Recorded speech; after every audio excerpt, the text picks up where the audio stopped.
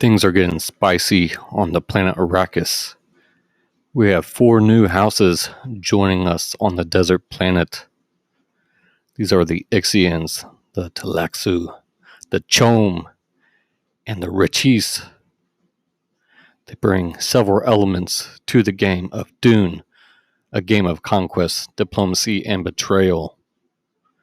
What will the periodic table of components discover this time in the lab with these 4 house expansions for Dune?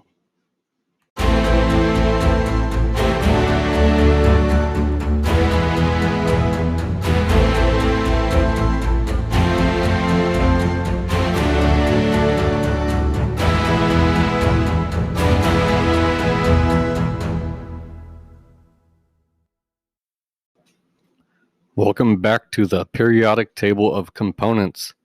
Today we are continuing our experiment on Dune, a game of conquest, diplomacy, and betrayal. We have 2 separate expansions that have come out for this game so far. The first one is the Ixians and Tleilaxu house expansion, and then the CHOAM and Richese house expansion.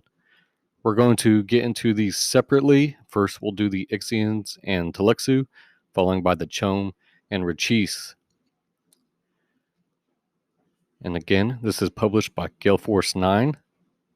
Does not change player count, just adds the availability of different factions in the game. Let's get into it. Come on into the lab. We're going to start our experiments, bring out our meeple microscopes and our rulers and all the tools needed to get into the elements of this game.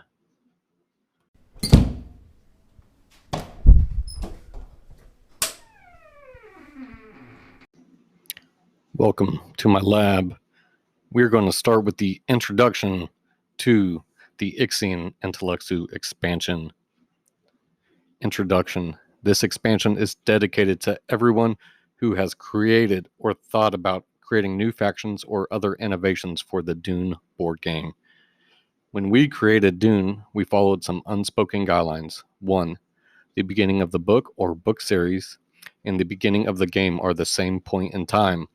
All of the main characters are alive and factions start in logical circumstances.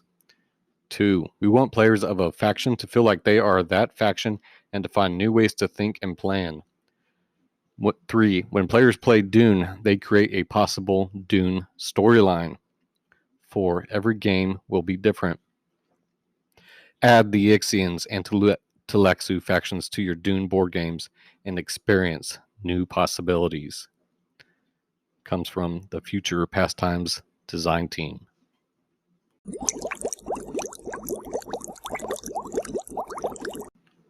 All right, first off, we're going to review the faction overviews. We will get into the specific rules of the factions here shortly. Here we go.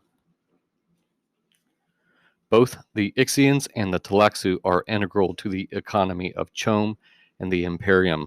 The royal family of Ix was one of the wealthiest families in the Imperium. Because of a successful invasion of Ix by the Tleilaxu and the Emperor Siddhartha, and then after many years, the liberation of Ix by Ixian and Atreides forces, the Ixians and the Tleilaxu are mortal enemies. The Ixians dominate manufacturing of devices of all sizes, including the Guild's massive headliners that make interstellar commerce possible. The Tleilaxu produce miracles that restore eyesight and bring back clones of lost loved ones. Both of these factions are insular and guard their secrets carefully, and the cultures of both depend on subjugation. The Ixians depend on a worker class of suboids, and the Tleilaxu depend on closely guarded secrets about the biological sources which sustain their mastery of genetic technology. The Ixians. The Ixians' colors sort of an olive drab green color. They are led by the human cyborg Prince Romber Vernius, possessing courage, a sharp mind, and technological secrets. The Ixians are technocrats who specialize in production and supply chains. The Ixians have a movable stronghold on Arrakis, which is hidden from space. Their advanced technologies allow them to move their stronghold from one territory to another quickly and efficiently. It is led by Prince Rumber Vernius.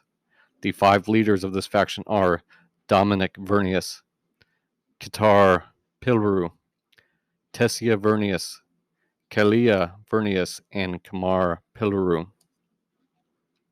Next, the Tleilaxu, which are the color purple. They are led by their Master's Council, who control the oxalotl tanks used to regenerate lost individuals and leaders as Golas for other factions, and to secretly create and infiltrate other factions with deadly face dancers. Although generally loathed by other factions in the Imperium because of their trade in dead and regenerated flesh, these small humans with their sharpened teeth are tolerated because of the genetic and regeneration miracles they are able to produce. They are led by Master's Council, and the 5 leaders are Zol, Hidarfin Ajika, Master Zaf, and Week and Blin.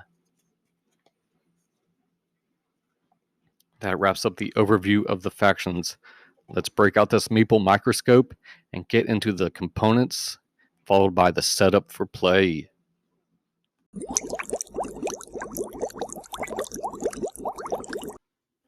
Alright, time to get into the components and setup for play for the Ixian and Tleilaxu expansion.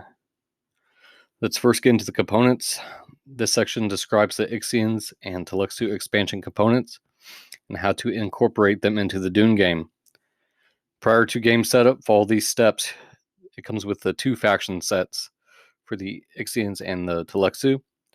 And each set contains 1 player shield, as in the original game, a player sheet, a player marker, 5-liter disc, 20 forces.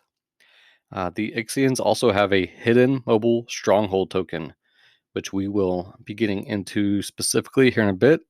But essentially, this is acting as an extra stronghold in the game that moves around.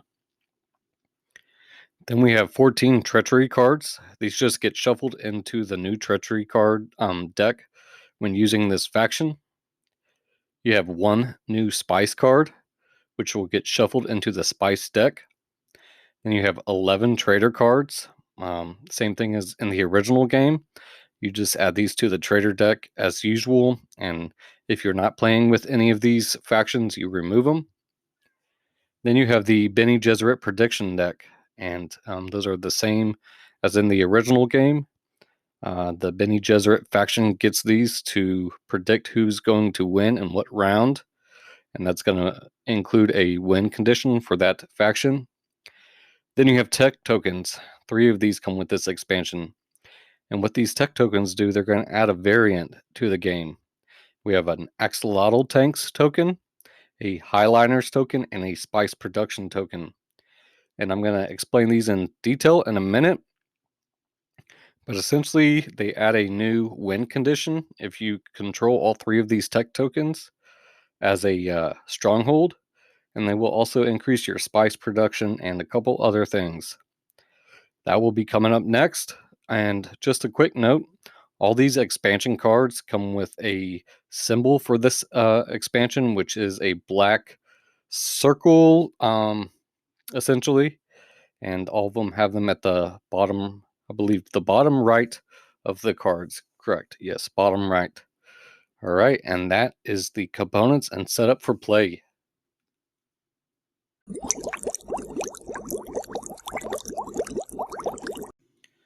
Let's get into these tech tokens that I just brought up in the components. Again, there are 3 of them. The purple axolotl tanks tech token, the olive drab highliners tech token, and the orangish spice production tech token. First off, in explaining this variant, we're going to get into controlling the tech tokens. So the tech tokens indicate that a faction has power over a specific industry. They are kept in front of shields for public view. If you defeat a faction in battle and that faction has a tech token, you take the token from them. Controlling all 3 tech tokens count as a stronghold for winning the game. For example, if you have forces in Arakeen and Karthik and all 3 tech tokens, you win the game. If you defeat someone with more than 1 tech token, you take one of your choice from them. Allies cannot share control of tech tokens. To qualify as a stronghold, one player must control all 3 tech tokens. How do we assign these tech tokens? By default, the Tleilaxu take the axolotl tanks, which match their player color. And then the Ixians take the highliners, again matching that player color. And the Fremen take spice production at the start of the game. And these are the same color as those factions. So they provide an example of assigning the tech tokens. So in a game with the Ixians, Atreides, and the Spacing Guild, and the Fremen and the Ixians start with the highliners, the Fremen with spice production, and after placing the storm for the start of the game, the Atreides is determined to be the next faction without a tech token, and so they take control of axolotl tanks. In a game without Ixians, Tleilaxu or Fremen place the tech tokens face down on the storm marker, and after the storm is moved, the first player the storm next approaches takes 1 random tech token, and then the next player to the right, etc. So again, if you're not playing with all 3 of the factions that start with the tech tokens, they essentially get randomly assigned depending on where the storm is. So if any of the factions are not present, after the storm token is moved at the start of the game, control is assigned randomly to factions without a tech token according to turn order, and that was brought up during the example also. Let's talk about the tech token's income. Each tech token that you control has a potential income from the spice bank. Any spice gained from tech tokens is placed on the tech token and then collected at the end of the current phase. Alright, the axolotl tanks. If at least one player, including you, takes free revival, you collect 1 spice for every tech token you control. However, if only the Tleilaxu player takes free revival, you do not collect spice. And essentially all 3 of these tech tokens are going to summarize what I'm explaining here, the income. So that was the purple axolotl tanks. Next is the highliner tech token. If at least one player, including you, ships forces from off-planet, you collect 1 spice for every tech token you control. However, if only the Spacing Guild ships forces from off-planet, you do not collect spice. These are all pretty self-explanatory. The spice production. If at least one player, including you, takes CHOAM Charity, you collect 1 spice for every tech token you control. However, if only the Bene Gesserit take CHOAM Charity, you do not collect spice. Text on the token indicates which phase the tech token works in, and the faction that does not trigger tech token income on their own. And they provide an example of the tech token's income. If you control only the spice production tech token, even if Atreides and Harkonnen both take CHOAM Charity, you gain only 1 spice during the turn, placing it on the tech token and collecting it at the end of CHOAM Charity. Likewise, if you control only highliners and more than 1 faction ships force down to the planet, you collect only 1 spice at the end of the shipping and movement phase. If you control both axolotl tanks and highliner tech tokens, you would gain 2 spice from the spice bank if Atreides took free revival, placing the spice on the axolotl tanks tech token when the Atreides takes their free revival, and then collecting it at the end of revival phase. You would also gain 2 spice from the spice bank if Harkonnen shipped forces from off-planet. Place it on the Highliner's tech token when Harkonnen ship and collect it at the end of shipping and movement. With these 2 tech tokens, you would gain a total of 4 spice during this turn. That example is pretty helpful, so if you gain more than 1 tech token, you're going to multiply those spice production for that. And that wraps up the tech tokens variant. Again, this is optional, and all you would do is assign these tech tokens during setup, and then you guys are battling for these throughout the game, and each of those tech tokens is going to give you a certain production depending on the current phase of the game. All right, we are now going to get a little bit deeper into the advanced rules for Karama power, and then for each faction, the rules for those. Let's roll right into it.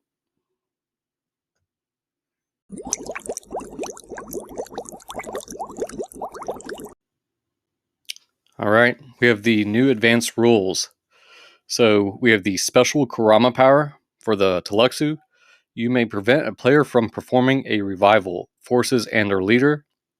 Again, these Karama powers are from the Karama cards, the special treachery cards. So that is the Tleilaxu, and now we have the Ixians. You may move the hidden mobile stronghold 2 territories on your turn during shipment and movement, as well as make your normal movement. Let's get into the faction rules.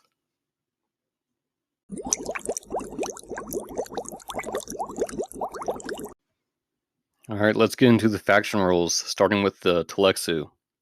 They provide a brief description. So they are led by a small council of Tleilaxu masters. The fanatic, xenophobic Tleilaxu were tolerated because of their useful genetic engineering superiority. Although underestimated and loathed by others, they hoped to someday dominate all.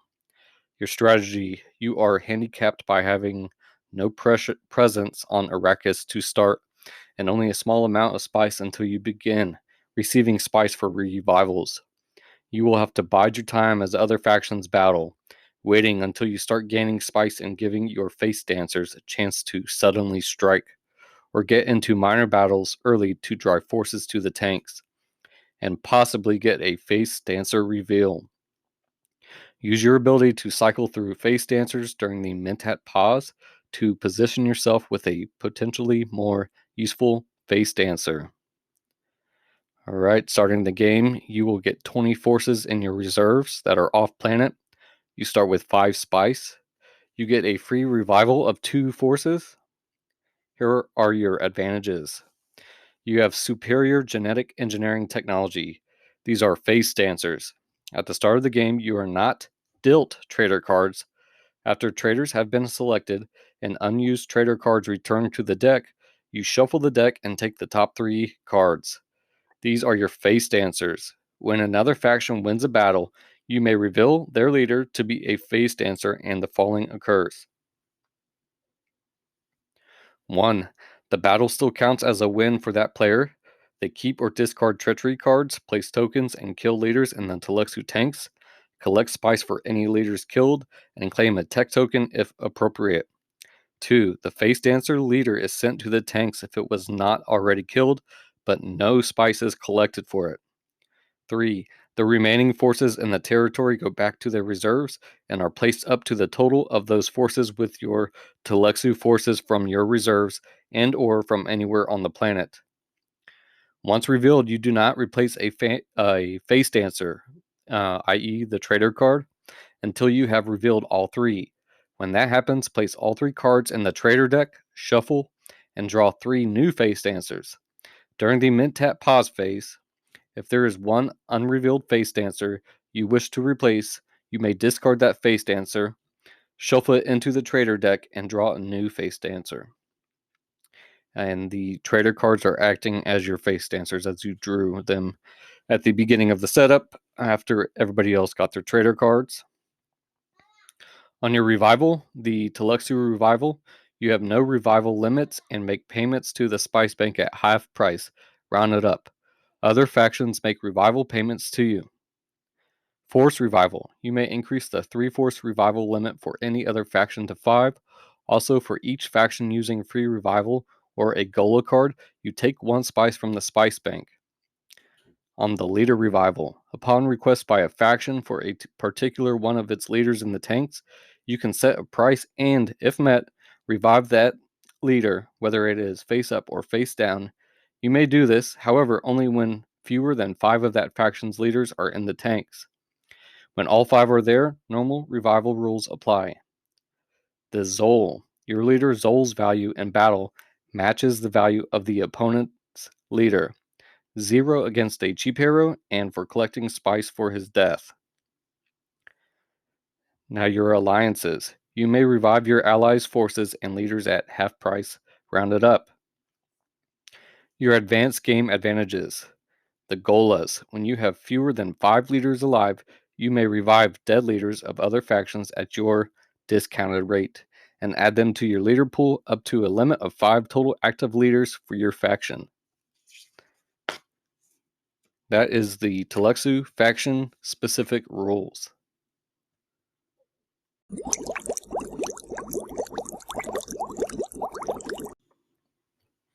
Okay, let's get into the Ixian-specific faction rules. The Cyborg, Prince Rumber of House Vernius, leads the Ixians, masters of manufacturing and technologies only they know how to deploy. Your strategy. You are handicapped by having weaker forces in the half-strength suboids, which make up the bulk of your forces. You have no regular source of spice income.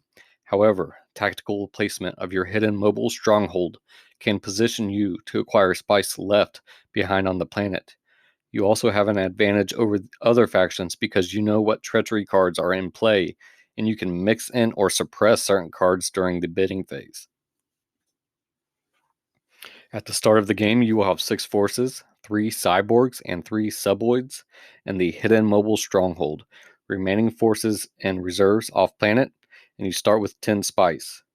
So your cyborgs are the force tokens with this star on them, and your suboids are just your regular force tokens with no star. You get a free revival of one force, either a suboid or a cyborg. Your advantages. You are skilled in technology and production.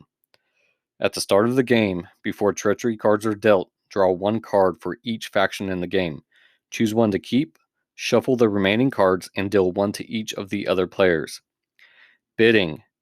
Before the bidding phase begins, draw 1 more treachery card than the number up for bid, and look at all of them.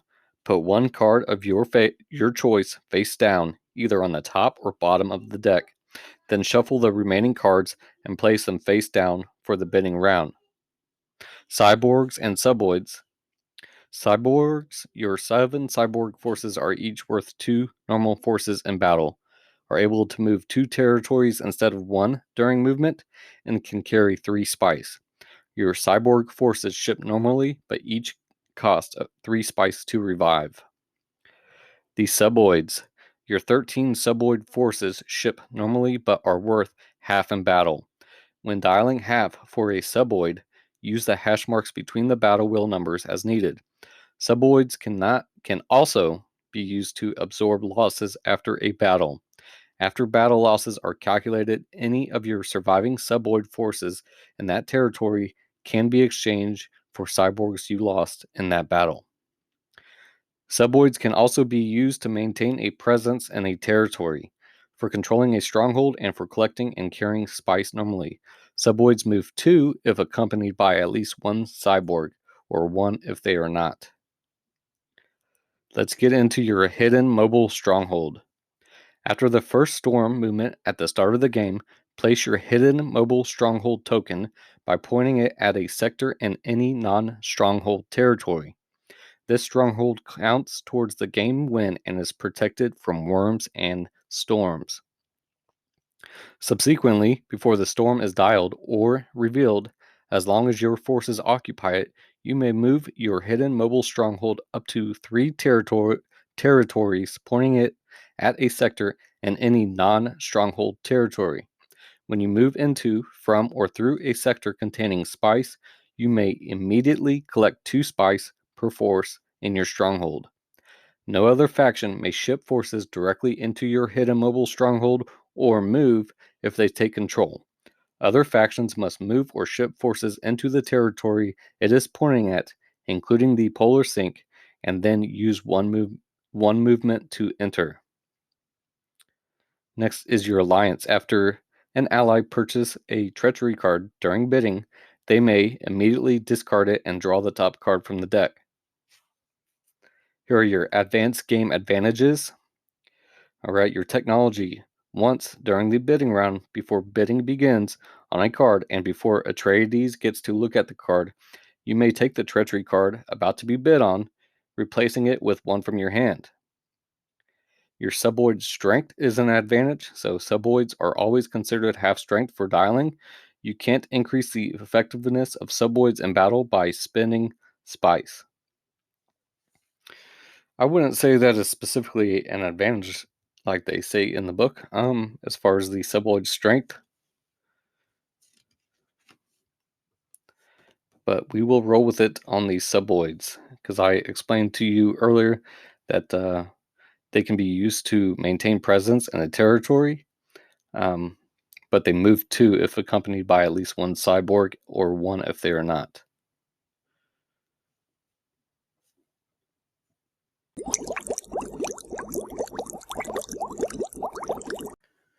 All right, we're going to take a break from the components here, and we're going to look into the synopsis for this specific house expansion, according to the canon of Dune.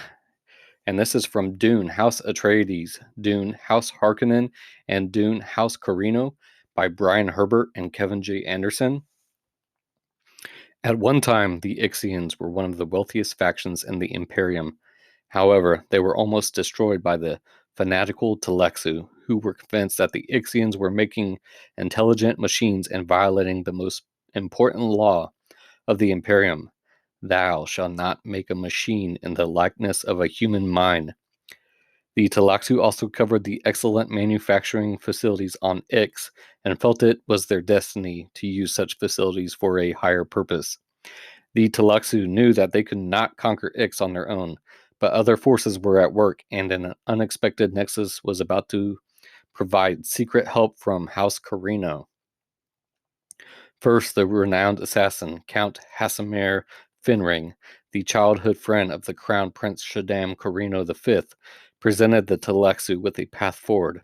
If the Tleilaxu would agree to use their knowledge of chemistry and genetics to create synthetic spice, perhaps imperial finding could be arranged for the project. In a carefully orchestrated audience, Finring brought the Tleilaxu scientist master Hidar Fin Adjitika before the emperor to propose their ambitious plan. Emperor Elrod Carino IX was appalled at the presence of such a being so close to him, but Crown Prince Shaddam and Finring convinced him to listen.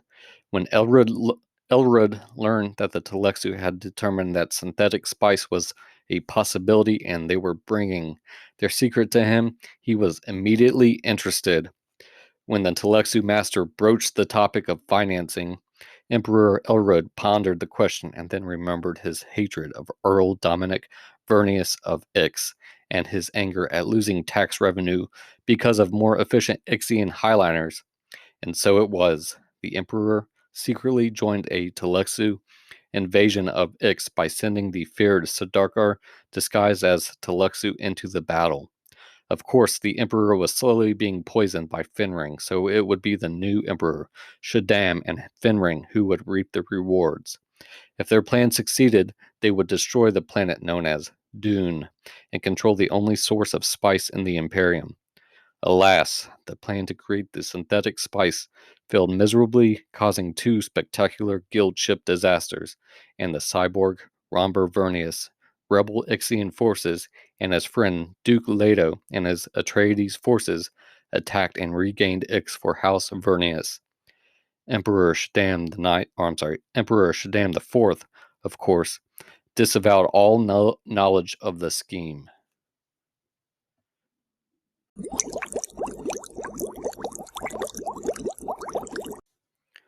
All right, now we are starting to close things up here shortly.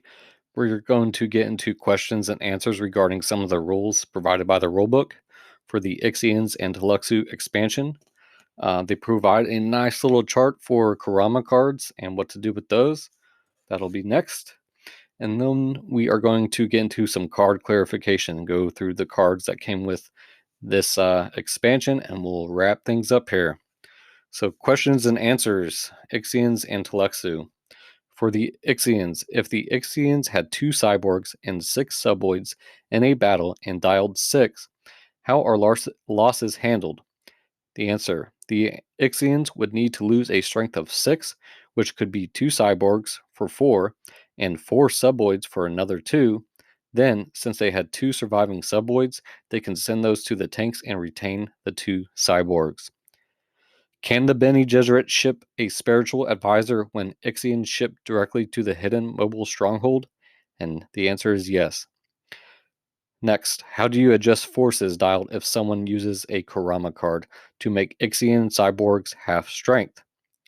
And the answer, if you have a Karama played against you in a battle where you have special forces like cyborgs or in the advanced game, Fadakin and Siddharkar, and you have dialed higher than you are now able to support, the value of the number you dialed must be reduced to the maximum strength of your forces. For example, if you had 4 suboids and 2 cyborgs and dialed a 5.5 and a Karama was played on you, your cyborgs are now only worth 1 each. So your maximum possible strength would be 4. 2 for both cyborgs and another 2 for 4 half strength suboids. Value dialed must be reduced to 4.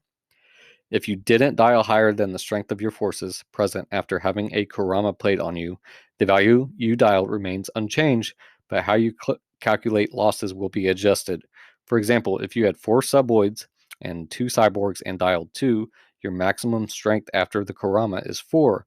So you still only lose 2 total strength, either both cyborgs and all 4 suboids, or 1 cyborg and 2 suboids, since cyborgs are only worth 1 each. If a Karama had not been played, you could use 1 cyborg to absorb the loss of the 2 dialed, and then replace that cyborg with a suboid per the Ixian suboid ability. Next, the Q&A for Tleilaxu. Concerning battles with traders and face dancers, what should the order of revealing them be? Answer. First, the traitor is declared, then the winner of the battle is declared, and finally, the face dancer is declared. In the advanced game, can a player buy a Gola leader back from you? The answer, a player may always ask to buy that leader back from you. Normally, you may refuse. If you return that leader, you will be able to revive a different leader from the tanks belonging to any faction to get back up to 5 leaders. Next, can an Atreides leader accompanied by the Kwisatz Haderach be a face dancer? Yes. Do the Tleilaxu not get any traitors? That is correct. Face dancers are just as effective for the Tleilaxu as a traitor. Spice cards. This is the new Sand Trout Spice card that is included in the deck, and it says, how does the Sand Trout work? The Sand Trout is an anti-nexus. If any alliances existed when you draw the Sand Trout, they are canceled. Furthermore, the next time you draw a Shai Halud, a new nexus does not occur. When you immediately draw that Shai Halud's replacement card, if it is another Shai Halud, you then have a normal nexus. But if the replacement card is a Spice Blow, it is doubled. Next, the Treachery cards. Does the Bene Gesserit need to specify special weapons by name when using the voice? Yes, for example, you may not use Artillery Strike. Do Harkonnen still draw an extra card from the top of the deck after setup with Ixians in the game? It is yes. Does a shield protect you from the poison blade? No, however, the shield snooper does. Trader cards. How does the cheap hero trader work?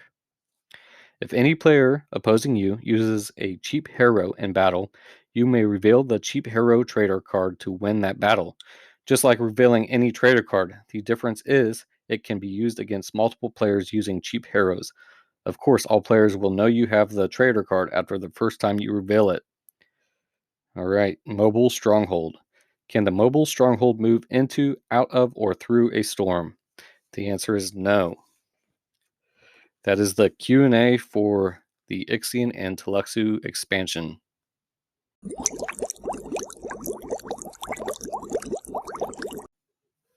Alright, the rulebook provides a pretty nice Karama card explanation chart here on the very back, and it is broken down by basic game and the advanced game, and then further by the certain factions, and then the phase. Alright, so how does the Karama stop for the basic game? For the Atreides faction, during bidding, may not look at next card up for bid. During movement, you may not look at Spice card. and the battle phase may not see part of opponent's battle plan. The Bene Gesserit during prediction, no effect. Spiritual advisors may not ship one force for free. Voice may not use voice. Emperor faction during the bidding phase, payment goes to the spice bank. Fremen, the shipment, no effect. Movement may only move one territory. The Shai Halud, the forces are devoured. The Fremen special victory condition has no effect. The Harkonnen, the traitors, has no effect. And then the treachery may not gain second card when winning a bid. The Ixian, during the bidding phase, you may not look at treachery cards and remove one. The cyborg and subvoid movement may not move more than one territory. Cyborgs in battle only count as one normal force. Subvoid in battle cannot replace cyborgs lost in battle. The hidden mobile stronghold may not move or collect spice. All right, Space and Guild. During the payment goes to the spice bank. 3 types of shipment, half price, may not ship forces across the planet or to reserves. Half price phase, you must pay full price, and the special victory condition has no effect. The Tleilaxu, the face dancers, may not replace face dancer during mid-tap pause. Other face dancer effects cannot be stopped. And revival, limited to 3/4 revival, full price for all revivals, no payment for free revival, and revival payments go to Spice Bank and may not revive leaders early. Free dancers, no effect, or face dancers, I should say. Remember, these are if a Karama card is played on you.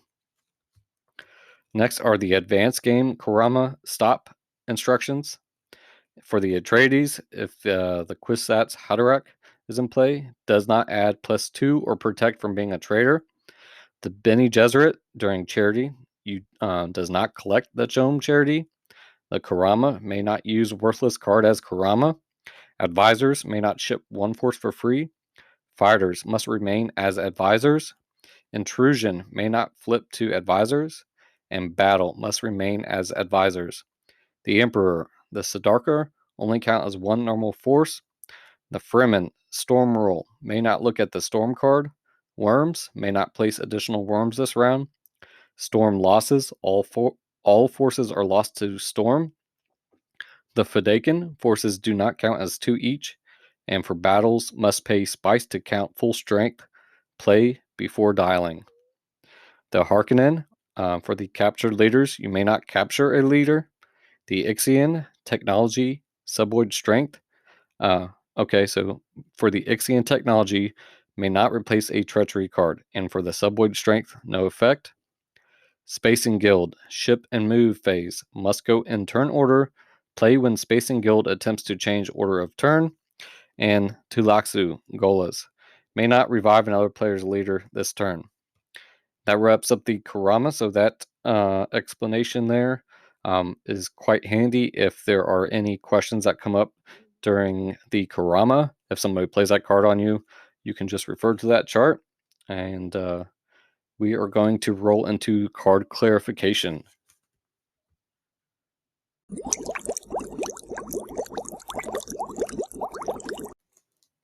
All right, let's get into the card clarification for the Ixian Tleilaxu expansion. We're going to do this in one go. And again, we got some new treachery cards, a new spice card, some new traitor cards, prediction cards, and that is it. So let's start off with the new treachery cards. There are 14 of them. And these are the weapons. So there are 6 new weapon cards. First one up is the Artillery Strike. It is a special weapon. You play it as part of your battle plan. It kills both leaders. No spice is paid for them. Both players may use shields to protect their leader against the artillery strike. Surviving or shielded leaders do not count towards the battle total. The side that dialed higher wins the battle. The Basilia weapon. It is a poison weapon. Play as part of your battle plan. Kills opponents' leaders before battle is resolved. Opponents may protect leader with a snooper. You may keep this card if you win this battle. Next up is the Hunter Seeker. It is a projectile weapon. You play it as part of your battle plan as usual. Kills opponent's leaders. Before battle is resolved, opponent may protect leader with a shield. You may keep this card if you win this battle. Next is the Poison Blade. It is a special weapon. You play it as part of your battle plan. This weapon counts as both projectile and poison. You may keep this card if you win this battle. Then we have the Poison Tooth. It is a special poison weapon. You play it as part of your battle plan, kills both leaders, and is not stopped by a snooper.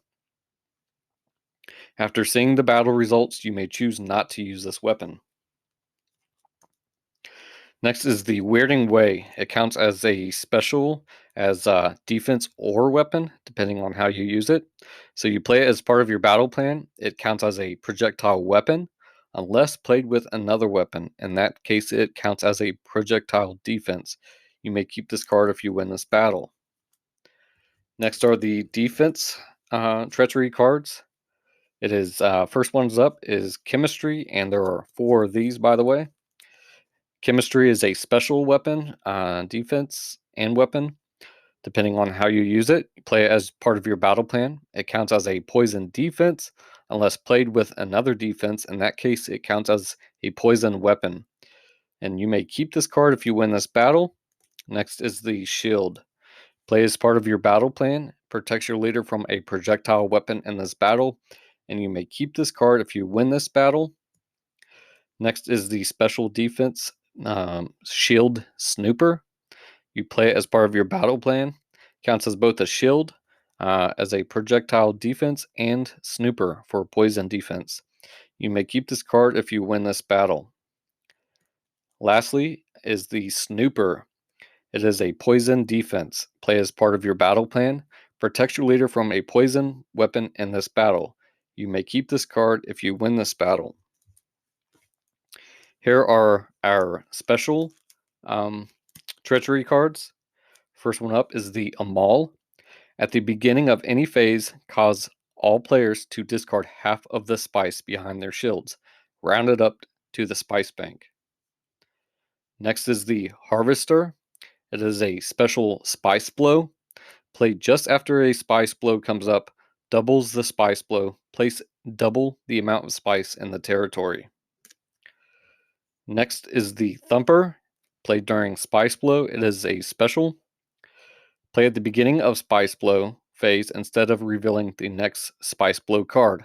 Causes a sandworm to appear, which acts as a Shy Halud. And then play proceeds as though Shy Halud has been revealed. Next is one worthless card that comes with this expansion. It is a treachery card, and it is the Kol Wahad. You play it as part of your battle plan in place of a weapon, defense, or both. This card has no value in play, and you can discard it only by playing it in your battle plan. Next, we get a new spice card. It is called the Sand Trout. It is special spice card, cancels all current alliances. Set this card aside and draw a replacement card. The next time a Shy Halud card is drawn, either this turn or subsequent turn, it is discarded without effect, and a new spice card is drawn, doubling any spice blow. Next, we have 11 new trader cards, and these act just like the ones in the base game, and they essentially match the faction's leaders. And again, these are put into the trader deck with the original cards and drawn to the players during setup, and you are essentially picking your trader or getting dealt your trader. The only one that I will mention that is a special is Zol for the Tleilaxu faction. Has an X for its leader's strength, and that X means that its strength is the copy of the person you are in battle, the leader they pick. So for the Tleilaxus, they come with Blen, Wyke, Master Zoff, Hidarfen Ajika, and Zol. And then the Ixians, the Ixians come with Kamar Pilru, Kalia Vernius, Dominic Vernius, Sitar Pilru, and Tessia Vernius. There's also a cheap hero card in here that gets dealt in with that. Next, we have the prediction cards that go into the Bene Gesserit prediction deck, and that just allows the Bene Gesserit faction to now predict the Ixians or Tleilaxus to win and what round. Next, we have the alliance cards for the Tleilaxu and the Ixians, and those are all the cards provided in the Ixian and Tleilaxu house expansion.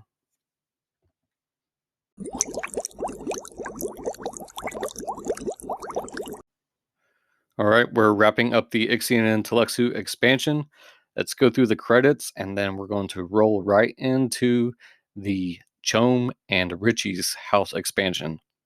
So the credits are as follows. Future Pastimes Game Design Team: Bill Herbal, Jack Kittredge, Greg Alatka, Peter Alatka, Jack Rita.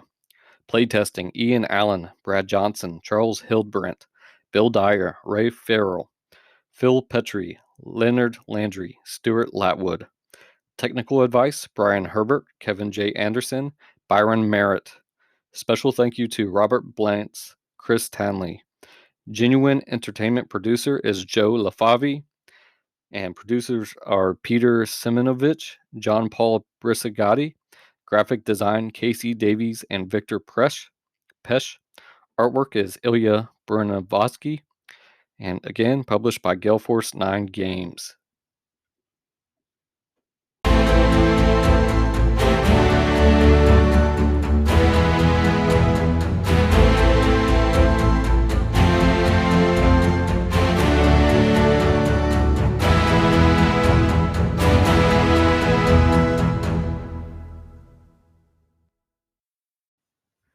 We are getting into the other house expansion for Dune, a game of conquest, diplomacy, and betrayal. This is the CHOAM and Richese house expansion. Again, this does not adjust player count or play time. All it does is replace some of the factions or the availability of factions. So let's get into the introduction. We know from what happens in Dune that House Richese and CHOAM weren't as directly involved in the events of Muad'Dib's rise to power as the original six factions, although they very well could have been.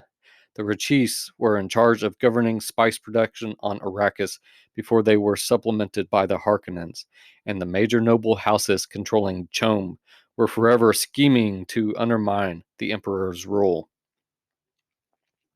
With this expansion, we want to let players explore what if the Richese leveraged their unique technology and took a more aggressive approach to affairs on Arrakis? What if CHOAM capitalized on their economic advantages and raised an army to increase their wealth and power by directly meddling in the business of spice production? The unique factions' abilities of CHOAM and Richese will let players shape the narrative of Dune in new and surprising ways, and that is by the Future Pastimes design team. Let's get into these new factions.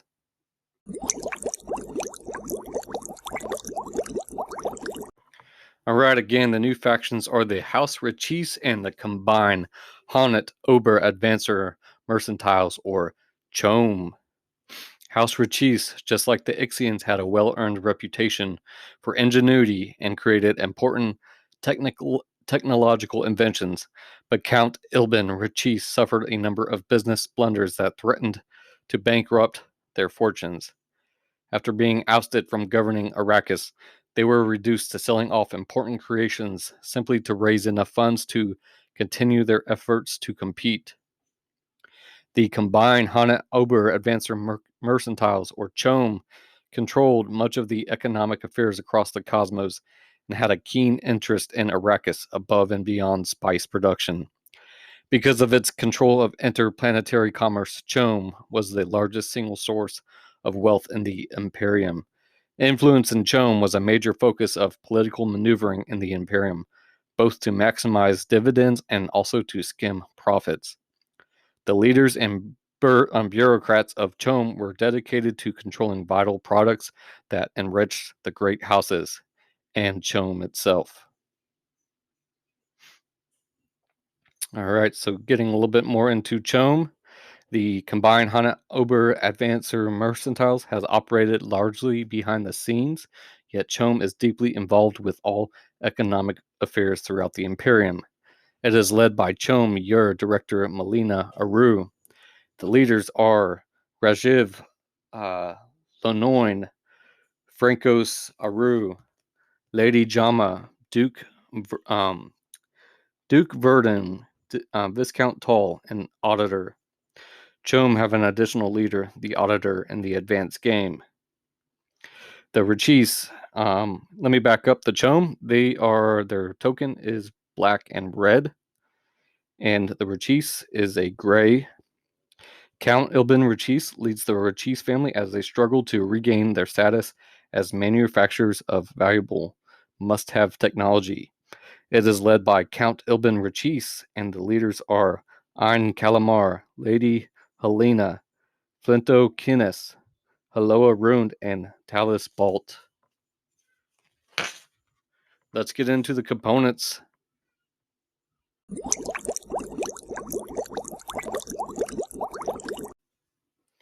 All right, let's get into the components and setup for play for the CHOAM and Richese expansion.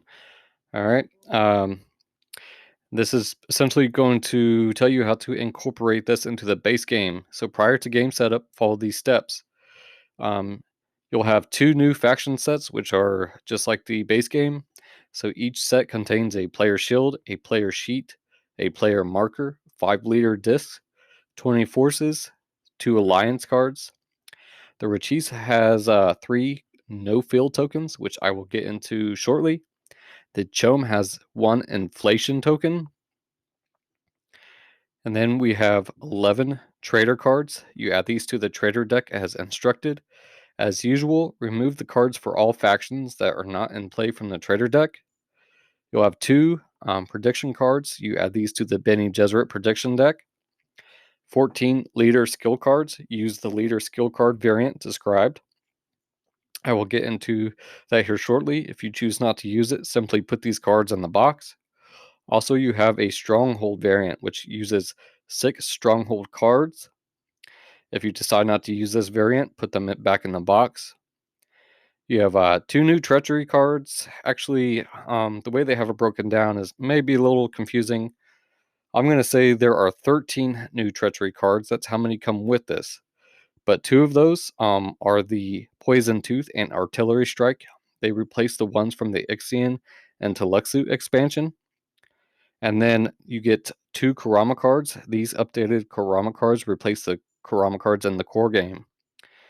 And then all the other treachery cards are for the Richese faction specifically that will go into a cache for that faction. And I'll describe these during the Richese faction rules. And there is a note explaining that all cards from this expansion are marked with the CHOAM and Richese symbol to distinguish them from those in the base game. So just like the Ixian and Tleilaxu expansion, this has its own symbol at the bottom right of the cards to remind you that these cards are for the expansion. Let's get into the new advanced rules.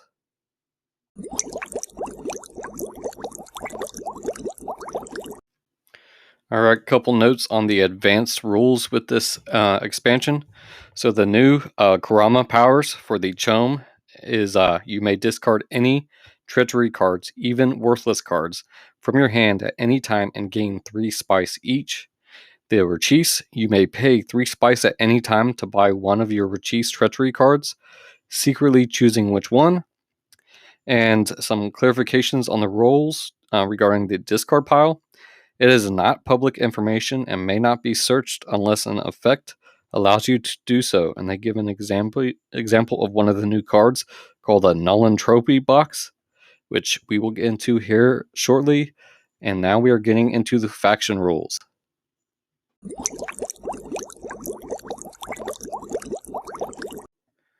Let's get into the House Richese specific faction rules. All right, Count Ilbin Richese leads the Richese family as they struggle to regain their status as manufacturers of valuable technology. Your strategy will be the Richese are at a disadvantage by having no forces on Arrakis and not much spice to operate. Try to be aware of when certain factions can afford and would therefore be inclined to buy one of your special treachery cards, either for their use or to keep it out of the hands of another faction. Selling your cards will be your one regular form of income until you have gained enough spice to ship your forces.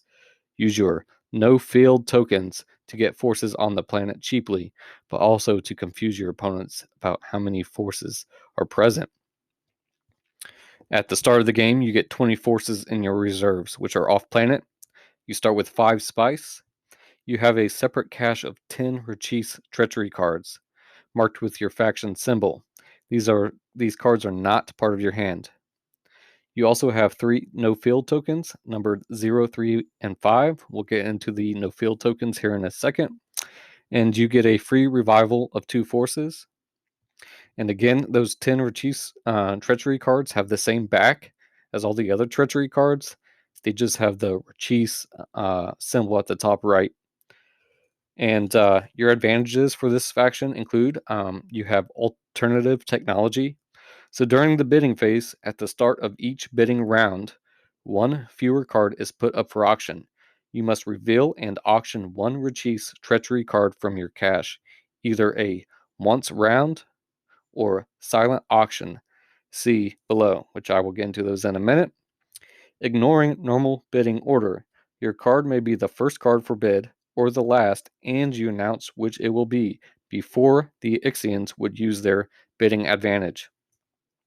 You collect payment on your cards sold to other factions. If you buy any, the spice goes to the Emperor or the Spice Bank normally. Whenever discarded, they go to the normal discard pile.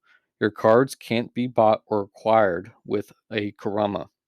So once around auction, you pick a direction, either clockwise or counterclockwise, and starting with the faction on one side of you, each faction around has only one opportunity to place a bid. Each faction may pass or bid higher, but once it gets back to you, you either outbid the highest bidder and get the card, or the highest bidder buys the card. If everyone else passes, you may get the card for free or remove it from the game. Or you would have the silent auction. All factions are able to bid, put any amount of spice in one hand, including 0 spice. Factions reveal simultaneously. The faction that had the most spice in hand wins the card. Ties break according to storm order. If all factions bid 0 spice, you may either gain the card for free or remove it from the game. Alright, let's get into these no-field tokens. When making the shipment of forces, you may pay for one force and use a no-field token instead of shipping normally. And these no-field tokens essentially look like a tiled round token, black and white, with a number on the opposite side. So they will be numbered 0, 3, and 5. And so when you make shipment of forces, you may pay for one force and use a no-field token instead of shipping normally. When you do, you place a no-field token face down in the territory where your shipment lands. Other factions do not know how many of your forces are located there, but it is treated as if one is there. You may reveal a no-field token at any time at any time before the battle phase, placing the indicated number of forces from your reserves, or up to that amount if you have fewer forces left in reserves. You may move no-field tokens like they are forces. A no-field token is revealed when caught in a storm or by a worm, and you lose the number of forces indicated by the token. Again, that would be 0, 3, or 5. There may never be 2 no-field tokens on the planet at the same time. You may not use the same no-field token twice in a row for yourself or an ally. Keep a used one face up in front of your shield until you place another one. When you are in a battle, you must reveal the no-field token in that territory when revealing your battle plan, and place the number of forces indicated by the no-field token from your reserves, or up to that amount if you have fewer forces left in reserves. When you are in a battle with a no-field token, the Atreides may not see your number dialed. Your alliance rules. You may offer to ship an ally's forces from off-planet using one of your available no-field tokens, revealing the forces immediately upon shipping. If you already had a no-field token on the planet and must first be revealed, place the use no-field token face up in front of your shield until you place another no-field token. You may also give your ally a Richese treachery card that is in your hand at any time if their hand is not full. Your advanced game Richese advantages. So you have the black market, like we described earlier. At the start of the bidding round, before declaration, you may intervene and offer one treachery card from your hand up for auction. You may announce what you are selling, and you may lie, but you do not show any player what is up for auction, although the Atreides may still look. The card you offer from your hand may be auctioned by the normal way or via your alternative auction methods. If no player bids any spice for your card, you must keep it and your intervention ends. If a card from your hand is sold, one fewer treachery card is put up for auction as part of the normal bidding round. You receive all spice payments for black market cards, and Karama cards cannot be used to acquire black market cards. Any bids on black market cards that use the normal bidding method proceed in storm order, and normal bidding resumes where normal bidding left off, or in storm order if once a round or silent auction was used. The Fremen Special Victory condition, the Richese counts as one of the factions that cannot occupy 2 CH in order to fulfill the Fremen Special Victory condition. And that was the advanced and specific rules for the Richese House faction.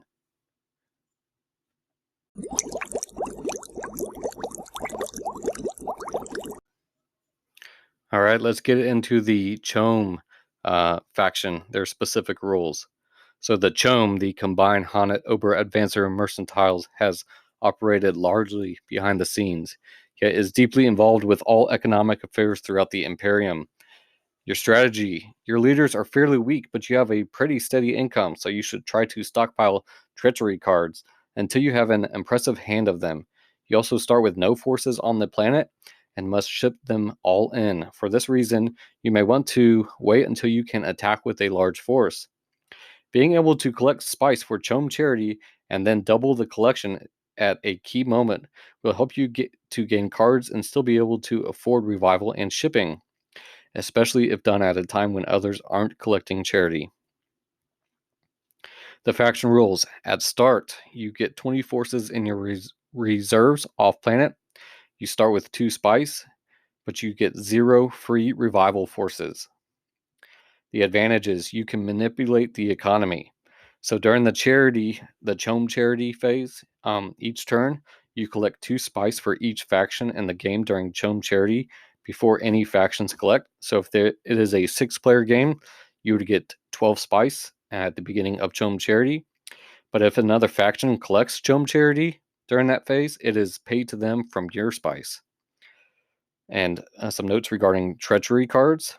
You may hold up to 5 treachery cards instead of the 4. At the end of any phase, you may reveal duplicates of the same card, for example, the Snooper, from your hand and discard the surplus ones for 3 spice each.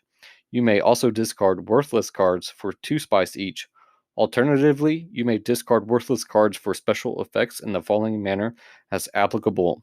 So remember, the worthless cards are a type of treachery card. If you discard the Balisette, it is going to prevent a player from moving forces into a territory you occupy during shipment and movement. They may ship in normally. And then the Jubba Cloak prevents a loss of your forces in one territory to the storm when it moves. The Kol Wahad prevents a player from playing a Karama card this phase as they attempt to do so. Discard the Kulon worthless card. You can move your forces 1 extra territory on your turn in shipping and movement. The La La La worthless card prevent a player from taking free revival during revival phase. The Trip to Gamont send any one force belonging to another player to that player's reserves during the Mentat pause phase. And some notes on the revival phase. So again, you have 0 free revival, but you have no limit to the number of forces you may pay to revive, and it only costs you 1 spice instead of the 2 for each force. So you have an inflation token for this faction.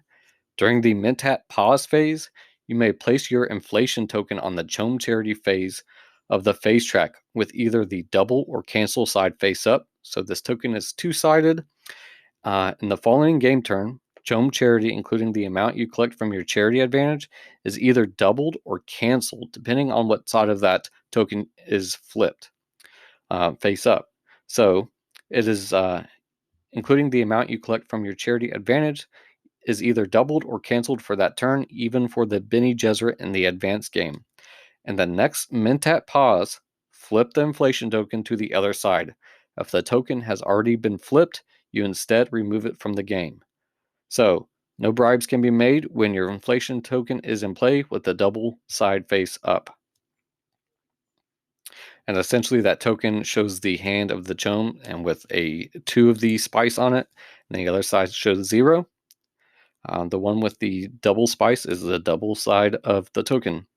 Now we have the Alliance. Once per game turn at the end of any phase, you may trade a treachery card with your ally. The trade must be two-way, each faction giving and receiving a card. You may pay for some or all of your allies' forces in battle. Now we have the advanced game CHOAM advantages. So again, you have the Auditor as a leader. You gain the Auditor leader disc and shuffle the Auditor trader card into the trader deck at the start of the game. Whenever you use the Auditor as a leader in battle, if the Auditor survived, you may audit your opponent by looking at 2 cards in your opponent's hand at random, not counting any they used in battle, or 1 card if the Auditor is killed. That faction may pay you 1 spice per card you would get to see to cancel the entire audit. The Auditor may be revived from the Tleilaxu tanks as your 1 revived leader per turn, as if all of your leaders were in the Tleilaxu tanks.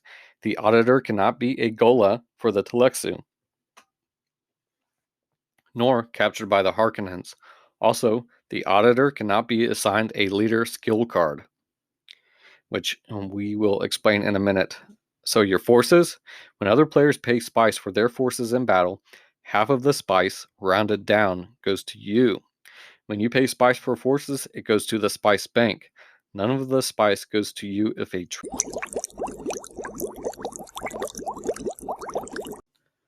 Alright, we're going to get into the 2 variants provided by this expansion. There are the Leader Skills variant and the Stronghold card variant. So they can be added to a game of Dune together or separately, irrespective of which factions you choose to include. First up is the Leader Skill cards.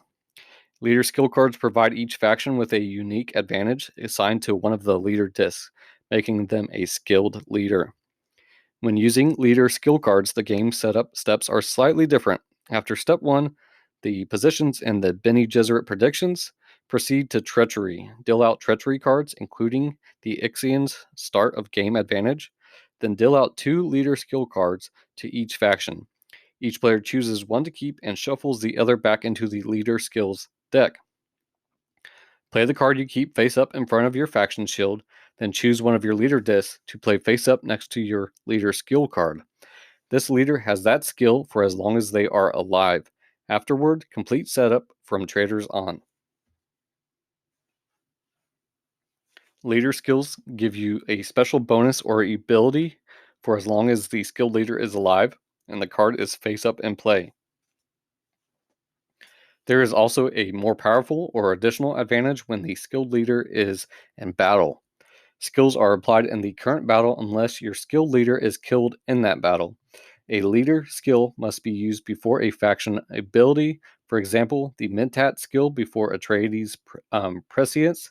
If a skilled leader is captured, this skill goes with them.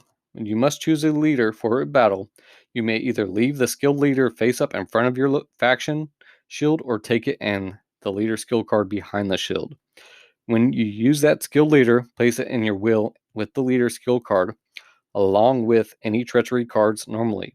In this case, the first part of the skill is still in effect, if applicable, but you also can use the second part of the skill associated with that leader. Alternatively, if you use another leader for battle and the skill leader and card are behind the shield, no part of the skill is available to you. If you leave the skill leader in front of your shield, the first part of the skill can still be used when your other leaders are in battle, if applicable. And we are going to get into these leader skill cards here shortly, so this will make more sense to you. Any skill that mentions a card type, for example, poison weapon, requires that the card included in the battle plan is played as that card type to gain the skill bonus. Therefore, a card like Chemistry from the Ixian Tleilaxu expansion would have to be played as a poison weapon if using the Master of Assassins skill to gain its bonus. Alright, so after the battle, place the leader, if still alive, and the leader skill card in front of your shield. If your leader associated with the skill is killed, shuffle the leader skill card back into the leader skill deck. Whenever you revive any leader, if you have no leader skill card, you may draw 2 leader skill cards and then choose one to play face up in front of your shield and assign newly revived leader to that skill.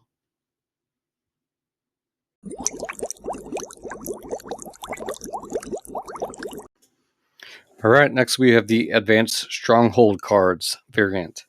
So these cards are passed to players controlling the corresponding strongholds, representing home field advantage. These are only used in advanced games. At the end of each game turn, each player controlling a stronghold takes the corresponding stronghold card. Players keep those cards until the end of the game turn, and if they no longer control the stronghold, they either pass it to the player who does control the stronghold, or they set the card aside if no one controls it. To have control of a stronghold, you must be the sole occupant, not counting Bene Gesserit advisors. At the start of the game, no faction controls a stronghold, even if they start with forces there. Only after the first turn and the Mentat pause does control of a stronghold card get claimed.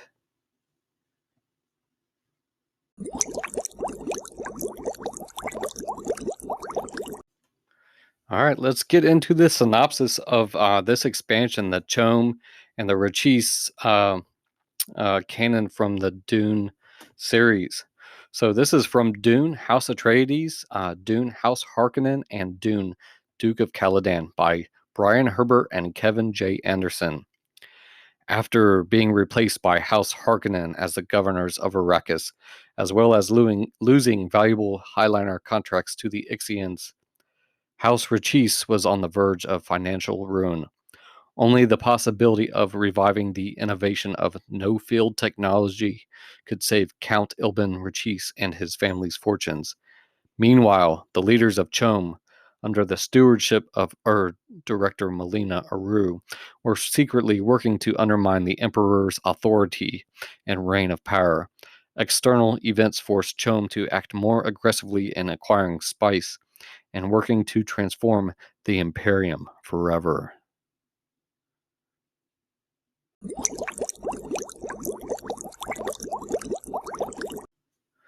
All right, let's review the Q&A, the questions and answers provided by the rulebook for the CHOAM and Richese expansion.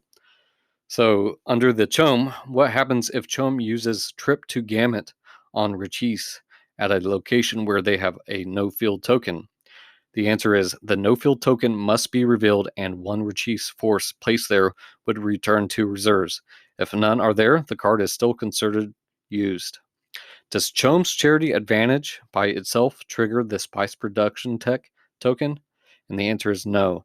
The amount the tech token collects is also not affected by the CHOAM's Inflation Advantage. So remember those spice production tech tokens are from the Ixian and Tleilaxu expansion?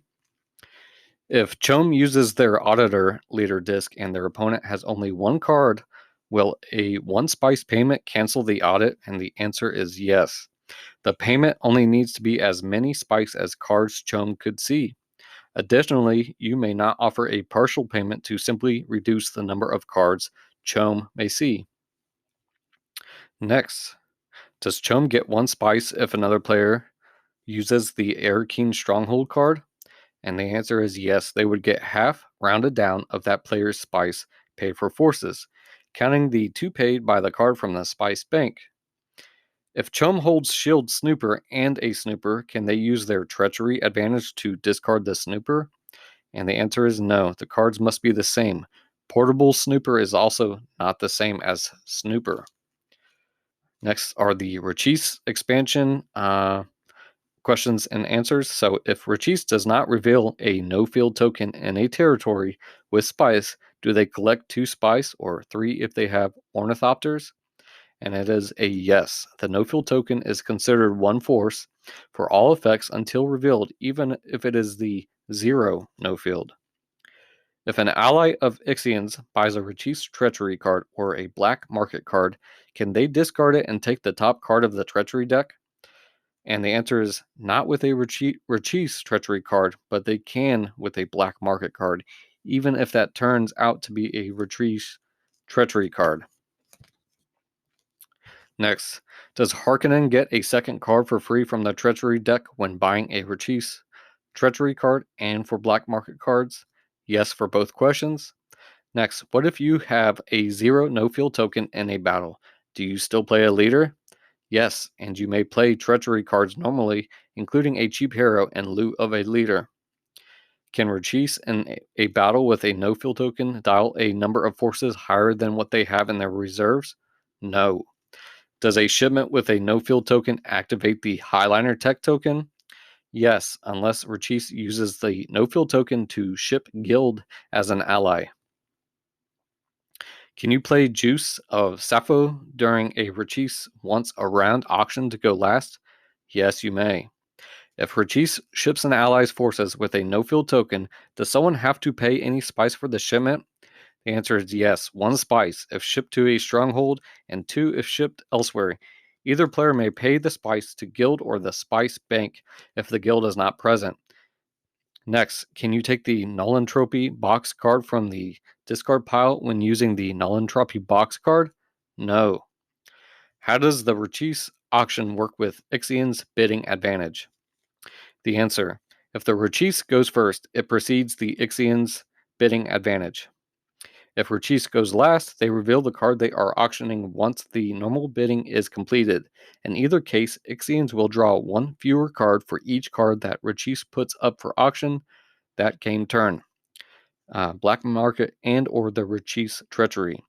Ixians will still draw 1 more card than the number of normal Treachery cards to be auctioned, removing 1 per their advantage. In a CHOAM or Tleilaxu alliance, can Tleilaxu offer CHOAM half price for the total number of forces revived? The answer is yes. Now some Q&A regarding the leader skill cards. Can you still use the leader with the Mentat skill in a battle if you use this skill to ask about a weapon?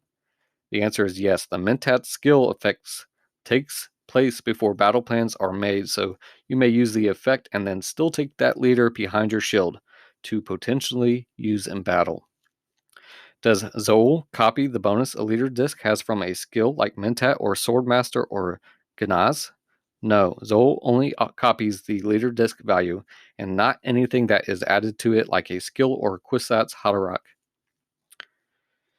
If the Tleilaxu take a Gola from a faction that has no leader skill card, do they draw 2 cards and assign a skill to the Gola? No, only a player reviving their own leader disc can draw leader skill cards. Next, if Richese have the Smuggler skill and ship with a no-field token, do they still get to ship along 1 extra force for free? Yes, if it's into an empty territory. If Harkonnen have captured leaders with leader skills, do they get to use the skill? Yes. I'm sorry. The answer is the Harkonnen may only use the leader's battle skill if used in battle, including with Mentat. They would not, for example, collect spice when another player paid 4 or more spice to the bank if captured leader had the spice banker skill. But Harkonnen could add 1 to 3 spice to the battle per the spice banker skill if using that leader in the battle. Can the spice banker collect 1 spice if a player spends 4 or more spice during a revival? Yes, when paying to the spice bank. If Tleilaxu have Rani, Decipherer, and gain a trader card, does it count as a trader or a face dancer? It counts as a face dancer, but it can only replace an unrevealed face dancer. Alright, there's a question regarding the advanced Stronghold cards. Do the Bene Gesserit immediately lose a Stronghold card when they flip to advisors after using their intrusion advantage? They will lose it during the min-tap pause to the player in control of this Stronghold, or if no one controls it, the card is set aside.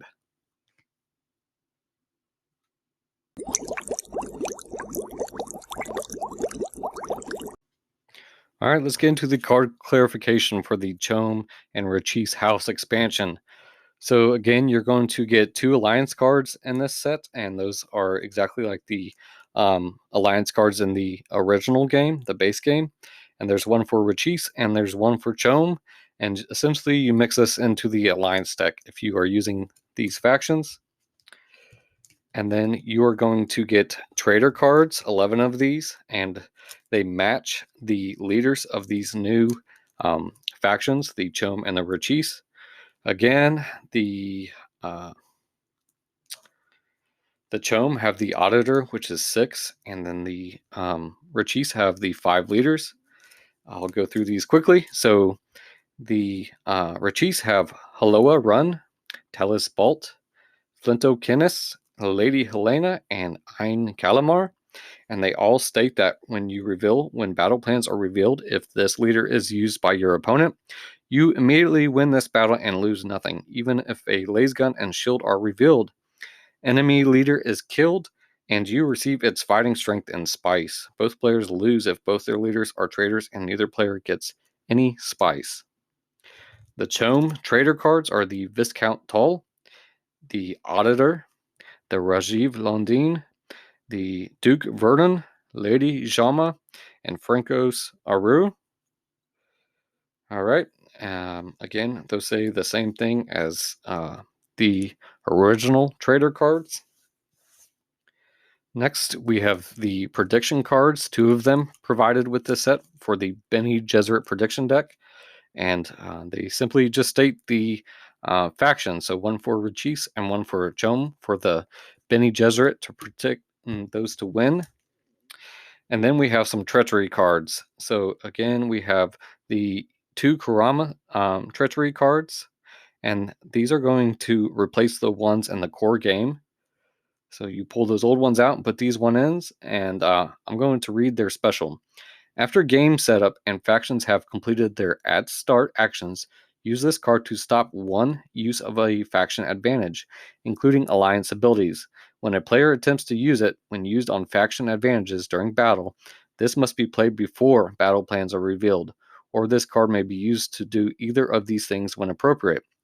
Purchase a shipment of forces onto the planet at guild rates, which is half normal, pay to the spice bank, or bid more spice than you have without revealing this card, and or purchase a treachery card without paying spice for it. Cannot be used if your hand is full, and it cannot be used to stop a special victory condition or special Karama power. And then you have some weapons in here. And these Poison Tooth and Artillery Strike are going to replace the ones in the Ixian and Tleilaxu expansion. Again, the Artillery Strike is a special weapon. You play it as part of your battle plan. Kills both leaders. Both players may use shields to protect their leader against the Artillery Strike. The surviving shielded leaders do not count towards the battle total. The side that dialed higher wins the battle.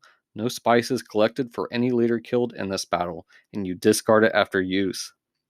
The Poison Tooth is a special poison weapon. You play it as part of your battle plan. It kills both leaders and is not stopped by a snooper.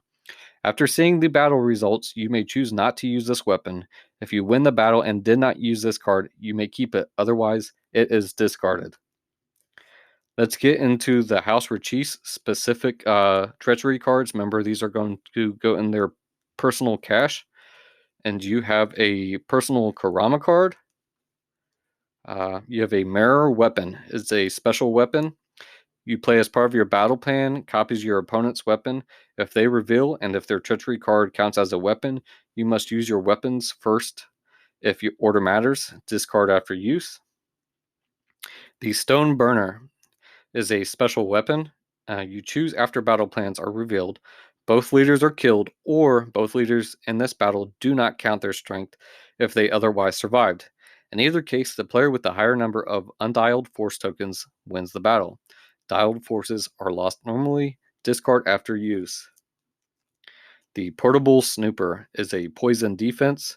Protects your leader from a poison weapon. You may play this after revealing your battle plan if you did not play a defense, unless prevented by the Bene Gesserit voice. You may not play this if you played a weapon and a worthless card in your battle plan. Discard after use. The Distrans is a special card. Give another player a treachery card from your hand if that player's hand is not full. Play at any time other than during a bid. Discard after use. We have the Juice of Sappho. It's a special card. Choose one. Play this card to be considered the aggressor in a battle, or go first for any phase or action that requires turn order, or go last for any phase or action that requires turn order, even superseding guild. Play the card in the applicable phase when you wish to intervene. Discard after use. The Nolan Trophy Box is a special. At any time, pay 2 spice to the spice bank, then take the treachery card, discard pile, and secretly search it for any card other than a Nolan Trophy Box to add to your hand. Shuffle the discard pile afterward and then return it face up, discarding this card on top. The Ornithopter is a special movement. As part of your movement, you may move one group of your forces up to 3 territories, or move 2 different groups of your forces up to your normal movement. Discard after use. The Residual Poison special card. Play on your opponent before choosing leaders in a battle. That faction will lose one of their available leaders at random to the tanks. No spices collected for it. Discard after use. The Samuta Drug. Take a treachery card immediately after another player discards it and add it to your hand. If multiple cards are discarded at the same time, you choose which card to take. Discard after use. And those were the treachery cards. Now, if you use the leader skills variant, these are the leader skill cards. Again, at the beginning of the setup, you're going to be dealing these out, and players pick a leader, and they have this leader skill. So first one up is the Bureaucrat. Once per phase, if another player makes a payment to any player other than you of at least 5 spice, you may force 2 of this spice to go to the spice bank. If this leader is in battle, your opponent subtracts 1 from their battle total for each stronghold they occupy, not counting those occupied by advisors. The Diplomat is you may count 1 worthless card in your battle plan as the defense your opponent used in that battle, provided you played no defense. Discard it afterward. If this leader is in battle, a number of your undialed forces up to the strength of this leader may retreat to an empty adjacent non-stronghold territory if you lose the battle.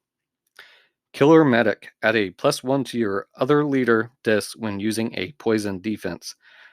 If this leader is in a battle, add a +3 to your leader disc when using a poison defense. Next is the Master of Assassins. Add a +1 to your other leader disc when using a poison weapon. This leader in battle adds a +3 to this leader disc when using a poison weapon. Here is the Mentat. Before making battle plans, you may ask your opponent if they have a specific weapon. For example, the Chris Knife or Poison Tooth in hand. They must show you that card if they have it, or another treachery card if they don't. They are not required to use the weapon. If the leader is in battle, add +2 to this leader disc.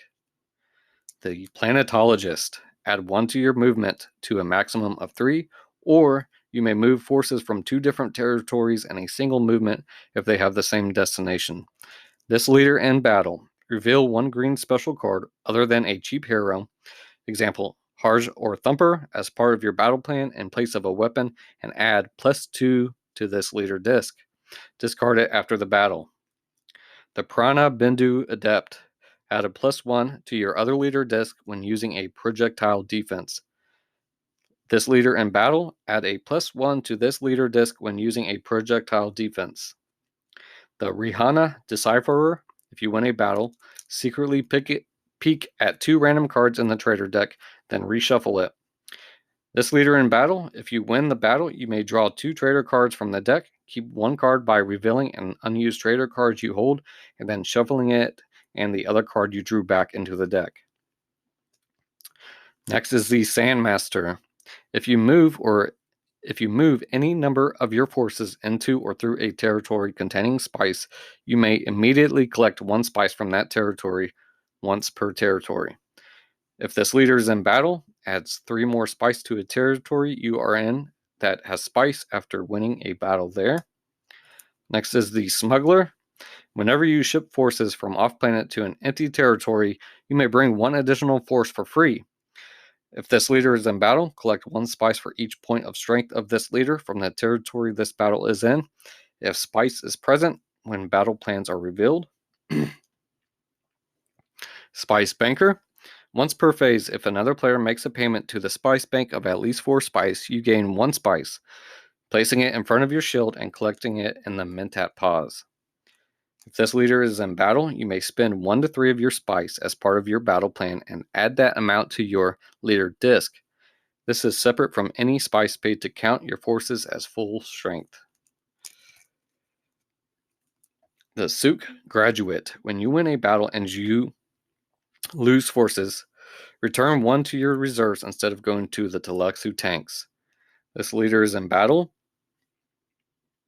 When you win a battle and lose forces, you may save up to 3 of them from going to the Tleilaxu tanks, leaving 1 of them in the territory and returning the rest to your reserves. Sword Master of Ganaz. Add a +1 to your other leader disc when using a projectile weapon. This leader in battle, add +3 to this leader disc when using a projectile weapon. Now the War Master. Add +1 to your other leader disc when you play at least 1 worthless card as part of your battle plan. This leader is in battle. Add +1 to 3 to this leader disc if you play at least 1 worthless card as part of your battle plan. Those are the leader skill cards for the leader skill variant. All right. Lastly, we have the Stronghold cards for the Stronghold card variant. And they match the Strongholds on the board itself. So the Stronghold card for Erikine, if you control this Stronghold, when paying spice for forces and battles, here, 2 spice is paid automatically by the Spice Bank. If you control Carthag, if you do not play a poison weapon in a battle here, any non-poison defense you play also counts as a snooper. The Habanya CH, you win ties in battle here, despite Storm Order or Juice of Sappho. Next is the Ixian Hidden Mobile Stronghold. Copy the Stronghold advantage of your choice for any other Stronghold you control, declaring which one you are using before battle plans are made. Next is the CH Tabber. When you win battles here, you collect spice from the Spice Bank for the number your opponent's dials rounded down. Last Stronghold, the 2X-CH. Collect 2 spice from the Spice Bank for each worthless card you play in battles here. Those are the cards for the Stronghold variant.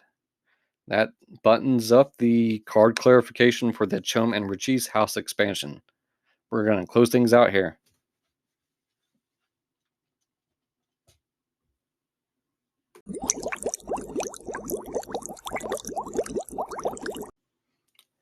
All right, here are the credits for the CHOAM Richese house expansion.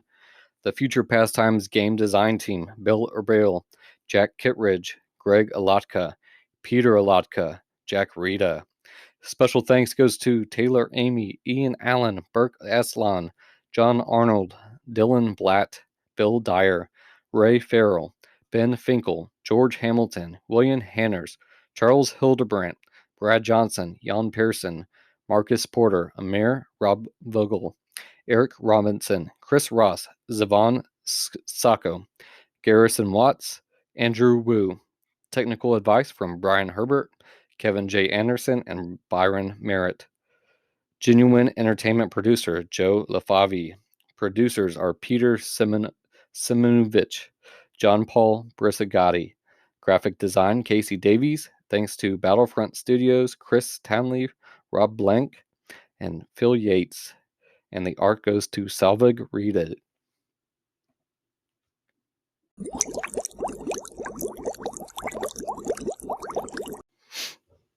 All right, thanks for listening to another episode of TPTOC, the periodic table of components. I enjoyed going through the expansions for Dune. Hope you guys enjoyed learning the rules and getting into the components. I'll be back here shortly with another board game brought into my lab. In the meantime, if you want to check out some pictures of this game, check out the Instagram for the show called Periodic Table Pics. Again, I'm your lead gamist, Greg. Thanks again for joining me. If you have any questions or comments, just message me on Instagram, and I will talk to you guys here soon in the lab.